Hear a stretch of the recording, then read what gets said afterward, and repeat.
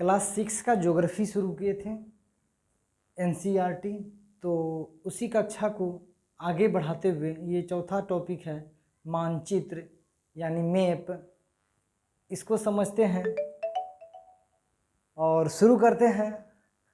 मानचित्र, ये चौथा टॉपिक मानचित्र शुरू करते हैं।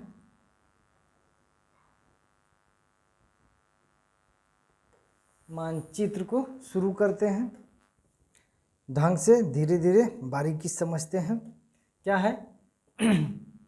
शुरू करते हैं। चलिए, आप पिछले अध्याय में ग्लोब के महत्व के बारे में पढ़ चुके हैं। ग्लोब के महत्व के बारे में आप पिछले अध्याय में पढ़ चुके हैं, तीसरा में ही था ग्लोब अक्षांश एवं देशांतर ना जी, उसके बारे में पढ़ चुके हैं। ग्लोब में अध्ययन की कुछ सीमाएं होती है, ग्लोब में अध्ययन की कुछ सीमाएं होती है।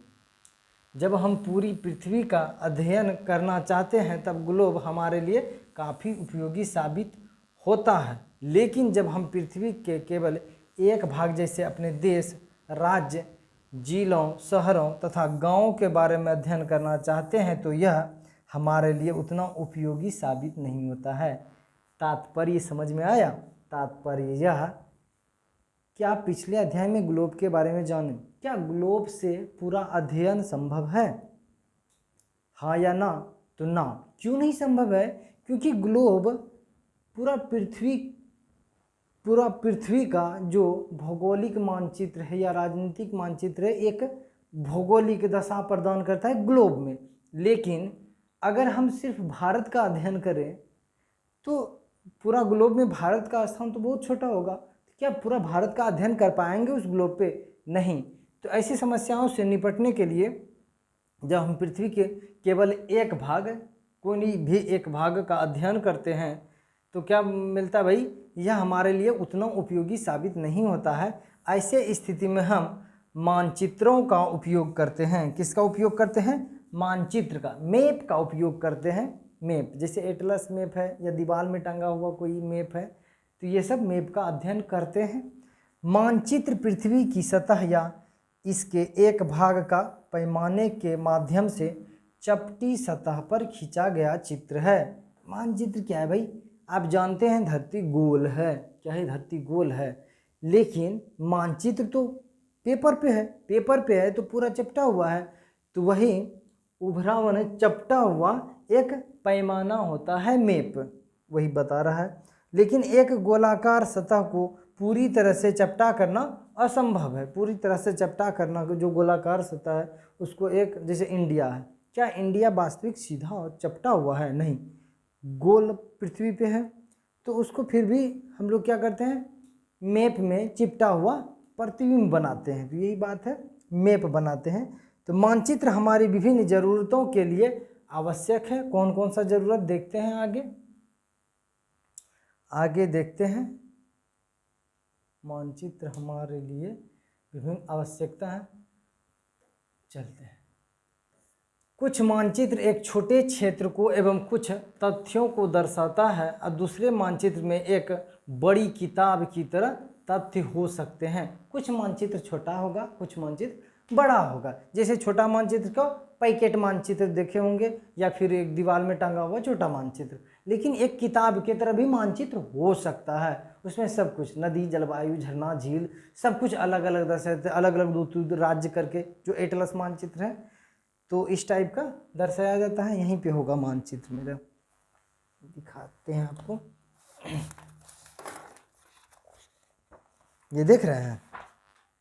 ये दिख रहा है होगा, ये एटलस मानचित्र है, ऑक्सफोर्ड एटलस है, इंग्लिश माध्यम का बुक है।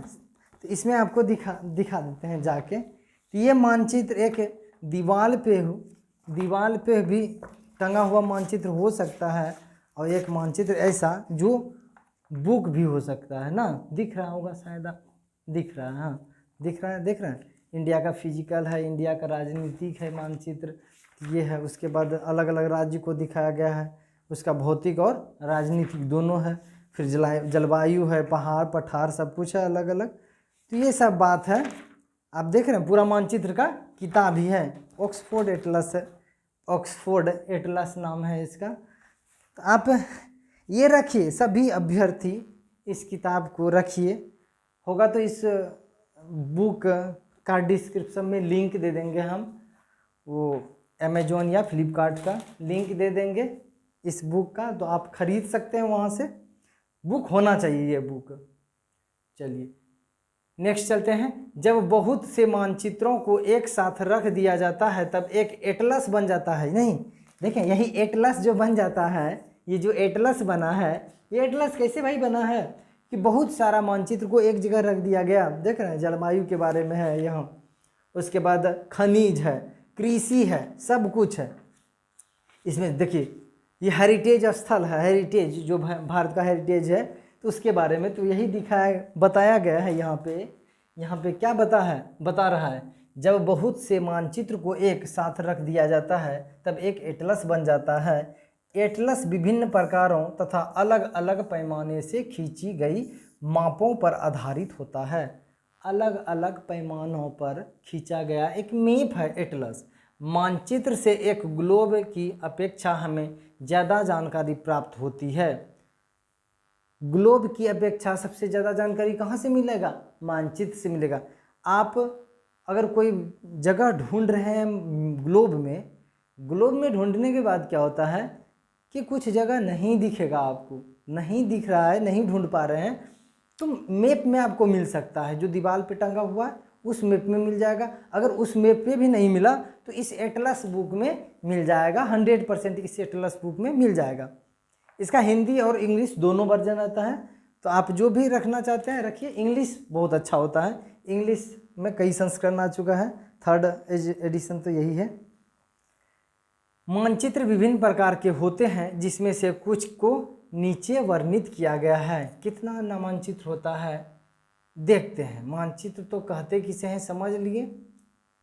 अब देखते हैं मानचित्र होता कौन कौन सा है। भौतिक मानचित्र। भौतिक मानचित्र किसे कहते हैं? भौतिक मानचित्र पृथ्वी की प्राकृतिक आकृतियां जैसे पर्वत, पठार, मैदान, नदियों, महासागरों इत्यादि को दर्शाने वाले मानचित्रों को भौतिक या उच्चावच मानचित्र कहा जाता है। क्या कहा जाता है? भौतिक या उच्चावच मानचित्र किसे कहा जाता है भाई? झील, झरना, नदी, तालाब, पहाड़, पर्वत, ये सब जितना भी है, ये अगर किसी मैप में दर्शाते हैं या फिर किसी मैप में गंगा नदी को दर्शा रहे हैं या फिर छोटा नागपुर पठार को दर्शा रहे हैं या दक्कन पठार को, तेलंगाना पठार को दर्शा रहे हैं या फिर मरुस्थल को दर्शा रहे हैं, थार मरुस्थल को दर्शा रहे हैं, तो ऐसे मानचित्र को क्या कहते हैं? ऐसे मानचित्र को कहते हैं भौतिक या उच्चावच मानचित्र। उच्चावच मानचित्र एक अलग प्रकार है। उच्चावच, इस मानचित्र में उच्चावच का अध्ययन किया जाता है। जैसे उच्चावच आप देखेंगे, ये मान लीजिए समतल भूमि है, लेकिन क्या समतल ऐसा ही है? नहीं, कहीं ऊपर उत्थान हुआ है, कहीं धंसा हुआ क्षेत्र है। तो ऐसे कंडीशन में देखेंगे कि ये समतल जगह है, फिर कहीं पहाड़ पर्वत खड़ा हो गया है, फिर ये पठार टाइप का हो गया, उसके बाद फिर ढलान हो गया है, फिर जाएंगे तो थोड़ा सा कम हुआ है, यहाँ पे मान लीजिए कहीं पहाड़ है शिखरनुमा, तो ये उच्चावच है। ऊंचाई और नीचे धंसा हुआ क्षेत्र, तो वही उच्चावच है। तो भौतिक मानचित्र आपको समझ में आया? पर्वत, पठार, मैदान, मरुस्थल, कुछ भी ऐसा चीज़ जो दिख रहा है आपको, ये वातावरण में दिख रहा है या महसूस कर पा रहे हैं, उसे भौतिक मानचित्र कहेंगे। राजनीतिक मानचित्र किसे कहेंगे? समझते हैं राजनीतिक मानचित्र को। राजनीतिक मानचित्र तो राज्यों, नगरों, शहरों तथा गांवों और विश्व के विभिन्न देशों व राज्यों तथा उसकी सीमाओं को दर्शाने वाले मानचित्र को राजनीतिक मानचित्र कहा जाता है। आप समझ में आया? राज्य कौन बना है भाई? कैसे बना है राज्य? कौन बनाया है और कैसे बना है, ये बात समझिए। तो राज्य कैसे बना है? राज्य एक राजनीति के तहत बना है, एक राजनीति के तहत राज्य बना है। नगर भी उसी प्रकार बना है।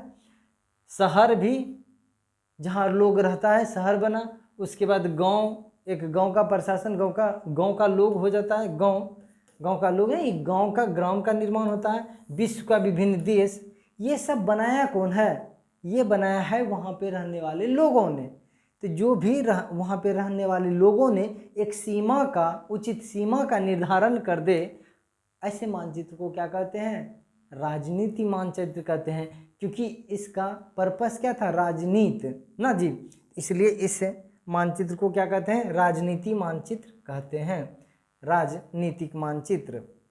अब एक है थीमेटिकल मानचित्र। थीमेटिकल मानचित्र इसको समझते हैं।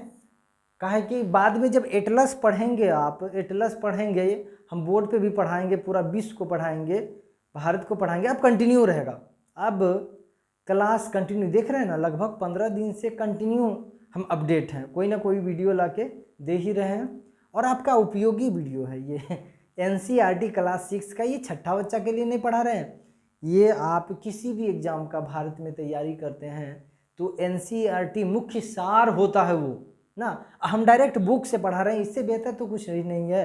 पीडीएफ भी बना सकते थे इसका, लेकिन फिर वो मोटिवेशन नहीं मिलता ना, इसलिए डायरेक्ट बुक पे चलते हैं, बुक को समझते हैं। बुक को समझ लेंगे, फिर छोटा मोटा जितना भी जीके जीएस का किताब, छोटा से बड़ा तक जीके जीएस का किताब आता है, 6 to 10 अगर एनसीईआरटी कंप्लीट हो जाएगा, फिर वो हवा की तरह उड़ेगा ना, फूक देंगे तो उड़ जाएगा। हम सही बताते हैं, या फिर जो तैयारी किया हुआ है या जो सक्सेस हो चुका है इस क्षेत्र में, उनका इंटरव्यू देखिए, वो एनसीईआरटी कितना पढ़ा है या एनसीईआरटी का क्या अध्ययन किया है, उनका देखिए, यूट्यूब पे देखिए। यूट्यूब के ज़माने में झूठ क्या बोलेंगे, यूट्यूब पे देखिए, एनसीईआरटी का महत्व पता चलेगा, 6 to 10 एनसीईआरटी का ना। तो चलिए देखते हैं थीमेटिकल मानचित्र किसे कहते हैं। कुछ मानचित्र विशेष जानकारियां प्रदान करते हैं, कुछ मानचित्र विशेष जानकारियां प्रदान करते हैं, जैसे सड़क मानचित्र। सड़क मानचित्र एक ही में होगा सड़क मानचित्र, वर्षा मानचित्र, वन तथा उद्योग आदि के वितरण दर्शाने वाले मानचित्र इत्यादि। मतलब वर्षा, वन, सड़क, जहाज मार्ग या इस टाइप का कोई भी चीज़ अगर दिखा रहा है उस मानचित्र में, तो ऐसे मानचित्र को थीमेटिकल मानचित्र कहते हैं। तो इस प्रकार के मानचित्र को थीमेटिकल मानचित्र कहा जाता है। इन मानचित्रों में दी गई सूचना के आधार पर उनका उचित नामकरण किया जाता है। नामकरण क्या करेंगे थीमेटिकल मानचित्र का? तो लिखेंगे भारतीय हाईवे ना, उसका नामकरण हो गया। तो भारत में जितना भी हाईवे है वो दिखाया जाएगा उस मानचित्र में, थीमेटिकल मानचित्र में। या बिहार के लिए, प्रॉपर बिहार के लिए अगर थीमेटिकल मानचित्र बना रहे हैं तो उसमें हम सड़क मानचित्र बना सकते हैं, वर्षा का रूप किस तरह बदलता है बिहार में दक्षिण पश्चिम मानसून, जैसे ये क्षेत्र बिहार हो गया ना जी, ये बिहार लगभग ऐसे है। तो बिहार में अगर दक्षिण पश्चिम मानसून का वर्षा का घटते क्रम से जाएंगे तो इधर से भागलपुर जिला से घटते क्रम में इधर बक्सर जाएगा। भाई भागलपुर में जितना बारिश होगा शायद बक्सर में उतना नहीं होगा, शायद क्या कंफर्म नहीं होगा, क्योंकि वर्षा की मात्रा घटते जाती है दिल्ली तरफ दक्षिण पश्चिम मानसून में। तो वही बात है। तो ये अभी अगर दिखाएंगे, वर्षा मानचित्र भी हम दिखाएंगे, तो ऐसे मानचित्र को क्या कहेंगे हम? थीमेटिकल मानचित्र। उसका नामकरण वर्षा मानचित्र रख सकते हैं ना, बिहार का वर्षा मानचित्र। तो सूचना के आधार पर उनका उचित नामकरण किया जाता है। मानचित्र के 3 घटक होते हैं। मानचित्र के कितने घटक हैं? 3, दूरी, दिशा और प्रतीक। प्रतीक कैसे? सड़क का प्रतीक क्या दें जो समझ में आए कि ये सड़क दिखाया गया है मानचित्र में, या फिर दिशा कैसे समझें कि ये प्रॉपर उत्तर है या दक्षिण है, इधर पूर्व है पश्चिम है, तो कैसे, ये भी बहुत बारीकी से उसमें चेक किया जाता है और दर्शाया जाता है। दूरी, कितना दूरी, अब मान लीजिए बहुत बड़ा बिहार का स्थिति या फिर पूरा भारत का स्थिति तो बहुत बड़ा है, लेकिन मानचित्र कितना छोटा दिखा रहे हैं हम। मानचित्र कहाँ दिखा रहे हैं भाई? देखिए मानचित्र क्यों दिखा देते हैं।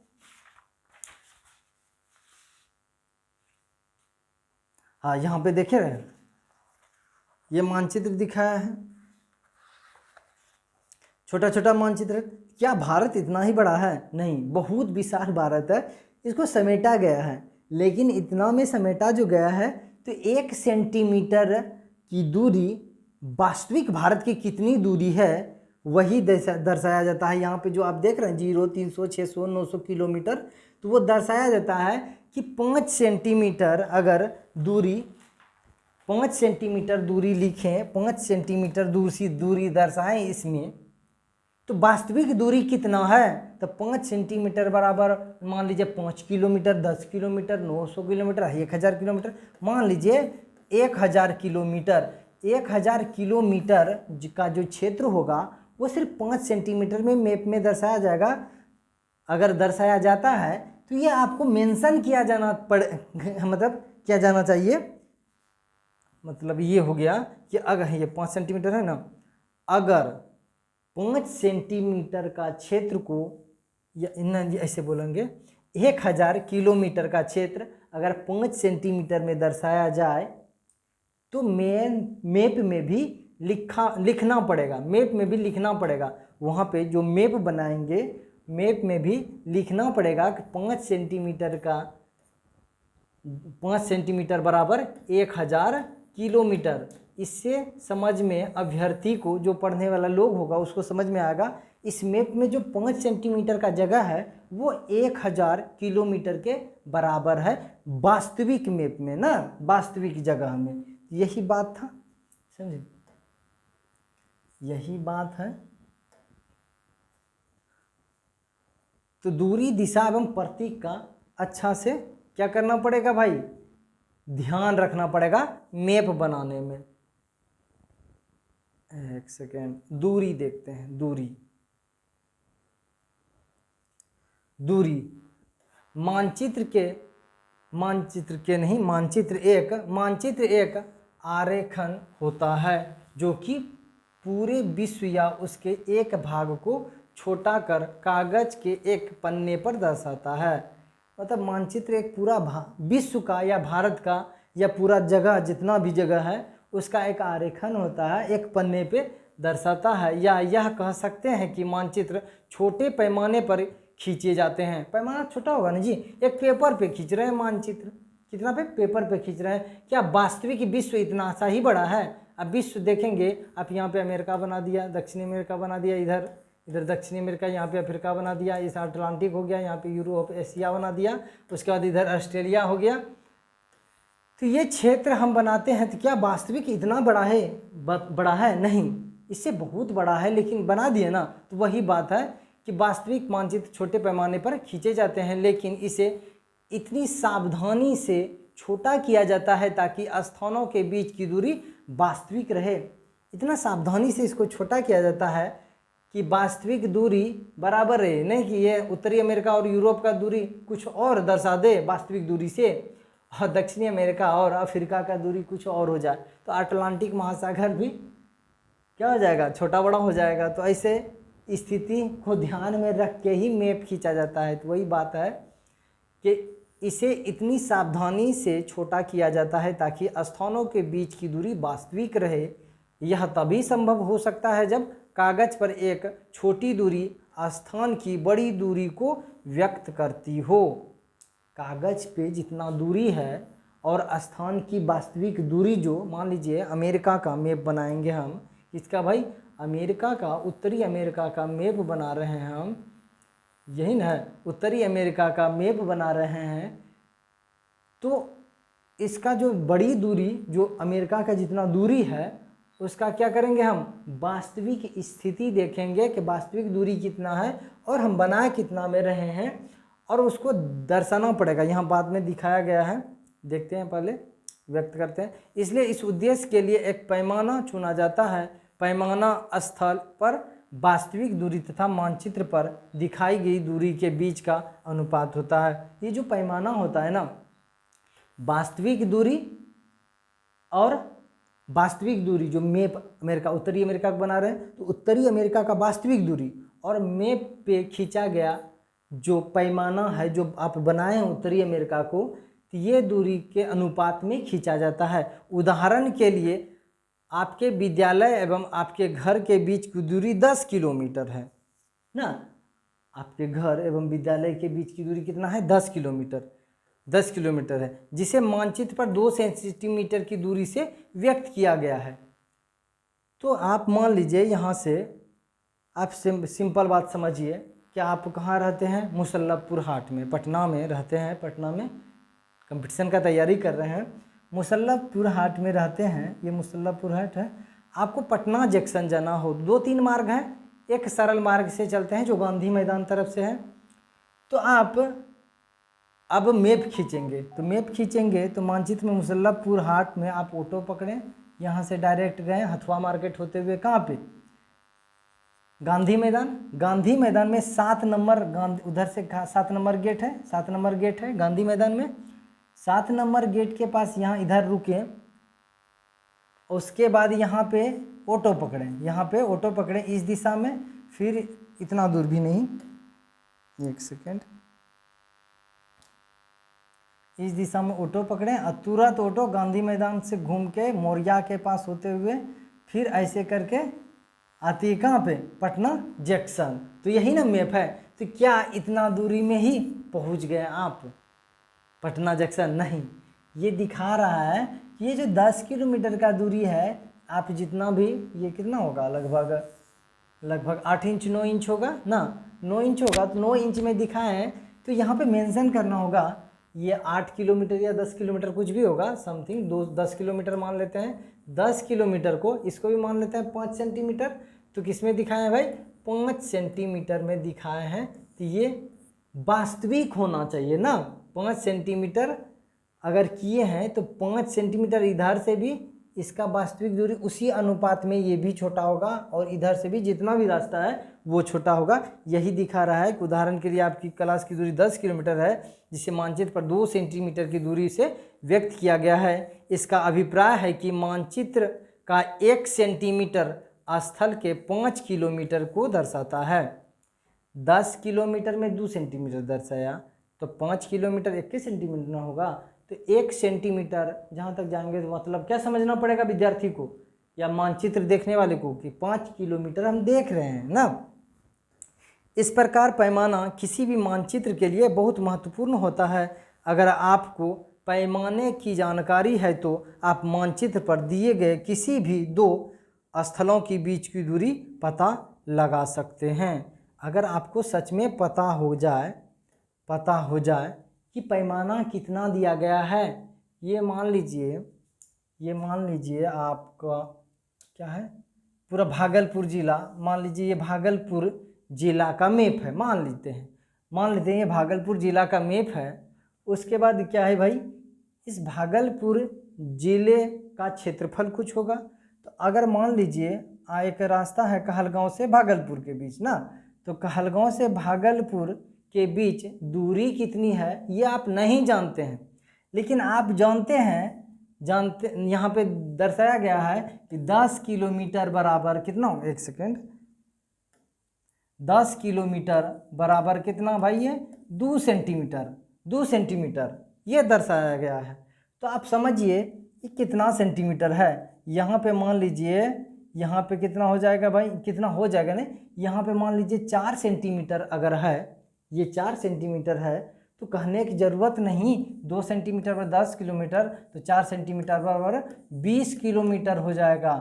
तो कोई भी निकाल सकता है। तो यही बात है यहाँ पे कि 1 सेंटीमीटर स्थल के 5 किलोमीटर, तो 1, हाँ ठीक है। इस प्रकार पैमाने किसी भी मानचित्र के लिए बहुत महत्वपूर्ण होते हैं। अगर आपको पैमाने की जानकारी हो तो वास्तविक निकाल सकते हैं। ये सिंपल सा बात था। देखिए इसमें कुछ पढ़ना नहीं है, क्लास 6 के बच्चे को समझा रहा है बारीकी से। बस क्लास 6 को समझ लेंगे तो फिर 7th को समझ लेंगे, 8, 9, 10, बस 10 तक तो पढ़ना है, बाकी तो उसी से हो जाएगा ना। 11th 12th ज़्यादा ज़रूरी नहीं पड़ता है जनरल कंपटीशन में, कहा कि यहाँ से आपका ज्योग्राफी का समझ विकसित होगा। NCERT वो चीज़ है, पता लगा सकते हैं। नेक्स्ट चलते हैं। जब बड़े क्षेत्रफल वाले भागों जैसे महाद्वीप या देशों को कागज पर देखना होता है, तब हम लोग क्या करते हैं, छोटे पैमाने का उपयोग करते हैं। उदाहरण के लिए मानचित्र पर 5 सेंटीमीटर स्थल के 500 किलोमीटर को दर्शाता है। बड़ा क्षेत्रफल है, पूरा बड़ा क्षेत्रफल है, मान लीजिए पूरा भारत का क्षेत्रफल अगर मानचित्र पे उतारना हो तो 5 सेंटीमीटर बराबर लगभग 5 किलोमीटर होता है। उससे भी कहीं छोटा हो जाता है, समझे। 5 किलोमीटर 500 किलोमीटर को दर्शाता है। इसको छोटे पैमाने वाला मानचित्र कहते हैं। अगर 5 सेंटीमीटर के बराबर 500 किलोमीटर हो, यानी 500 किलोमीटर का वास्तविक क्षेत्र को 5 सेंटीमीटर में दर्शाया गया हो, इसे क्या कहते हैं? छोटे पैमाना वाला मानचित्र। तो कभी को प्रश्न पूछ दे कथन कारण में, बड़े एग्जामों में कथन कारण में पूछ दे छोटे पैमाने वाला मानचित्र 5 सेंटीमीटर बराबर 500 किलोमीटर होता है, कथन में दे दे, फिर कारण कुछ और दे, तो इसमें इसको आपको क्या करना पड़ेगा? मतलब दिमाग में रखना पड़ेगा। 5 सेंटीमीटर और 500 किलोमीटर अगर हो मानचित्र में, इसे क्या कहते हैं? छोटे पैमाने वाला मानचित्र। नेक्स्ट क्या है भाई? जब एक छोटे क्षेत्रफल वाले भाग जैसे आपके गांव या शहर को कागज पर दिखाना होता है, तब हम बड़े पैमाने का उपयोग करते हैं। मान लीजिए अब बहुत बड़ा क्षेत्र था, तो उसको छोटा कागज पे, उतने बड़ा कागज पे दिखाना पड़ेगा। अब मान लीजिए कि गांव को दिखाना है, फिर भी कागज उतने बड़ा है, तो अब क्या करेंगे? तो अब चीज़ तो पूरा बड़ा हो जाएगा ना जी, चीज़ बड़ा हो जाएगा। तो वही गांव या शहर को कागज पर दिखाना होता है, तब हम बड़े पैमाने का उपयोग करते हैं। जैसे स्थल पर 500 मीटर की दूरी को मानचित्र पर 5 सेंटीमीटर से दर्शाया जाता है। स्थल पे 500 मीटर की दूरी को कितना पे भाई? 5 सेंटीमीटर से दर्शाया जाता है। इस प्रकार के मानचित्र को बड़े पैमाना वाला मानचित्र कहते हैं। समझ में आ गया? बड़े पैमाने वाले मानचित्र छोटे पैमाने वाले मानचित्र की अपेक्षा अधिक जानकारी प्रदान करती है। तो ये बड़े पैमाने वाला जो मानचित्र है वो छोटे पैमाने वाला मानचित्र से ज़्यादा जानकारी प्रदान करेगा। कैसे भाई? ये बड़ा पैमाने वाला जो मानचित्र होगा, ये बड़ा क्षेत्रफल को लगभग बहुत बड़ा में दिखा दिया, लेकिन छोटा पैमाना वाला जो है बहुत बड़ा क्षेत्रफल को इतने बड़ा कागज में दिखाएगा, तो जानकारी उतना दे पाएगा नहीं, हो जाएगा छोटा छोटा लिखाएगा तो उसमें उतना जानकारी नहीं दे पाएगा। इतना सिंपल सा बात है। ये सब यही दिखाया गया है। देखें, पोस्ट ऑफिस है, पीओ से पोस्ट ऑफिस को सूचित किया जाता है। यहाँ पे समझते हैं मानचित्र में खेल का मैदान को कैसे दिखाया जाता है मानचित्र पे। अगर ऐसा मानचित्र में देखें जगह तो उसे क्या समझें? खेल का मैदान है। अगर ऐसा देखें जगह तो वो समझ लीजिए आप पेड़ है मानचित्र पे। अगर पीओ देख लीजिए तो ये पोस्ट ऑफिस है, समझे? ये रास्ता है, ABM मार्क है। ऐसा अगर गोल जगह दिख जाए आपको तो कुआं समझिए। ऐसा दुकान होता है, विकास का घर, शीला का घर, करीम का घर, ये सब है। ये क्या है? फलोद्यान है, विद्यालय है। तो कैसे कैसे जाता है ये दिखाया गया है, प्रयोग करके दिखाया गया है क्लास 6 के विद्यार्थी को दिशा का ज्ञान देने के लिए। अब दिशा समझते हैं ना जी, अब दिशा समझते हैं। मानचित्र में दिशा बहुत ज़्यादा इंपॉर्टेंट। वीडियो ज़्यादा बड़ा हो गया क्या? चेक कर लेते हैं कितना मिनट का है। छोटा छोटा वीडियो रहेगा तो आपको मजा आएगा। चलिए 27 मिनट का वीडियो बन चुका है। कितना? 27 मिनट का वीडियो बन चुका है। तो फिर मिलते हैं नेक्स्ट वीडियो में, दिशा से आगे बढ़ेंगे फिर। तो चौथा टॉपिक जो है तो इसको आगे बढ़ाते हुए दूसरे वीडियो में लेके आएंगे। मानचित्र के बारे में पढ़ रहे थे हम, मैप के बारे में चौथा टॉपिक में पढ़ रहे थे। चलिए फिर मिलते हैं। तो एक काम कर दीजिए भाई, आप लोग चैनल को सब्सक्राइब कीजिएगा, थोड़ा दोस्त को शेयर किया कीजिए, मास्टर का भी थोड़ा सा रखिए बात, और क्या बोले हम, सब्सक्राइब कर दीजिएगा।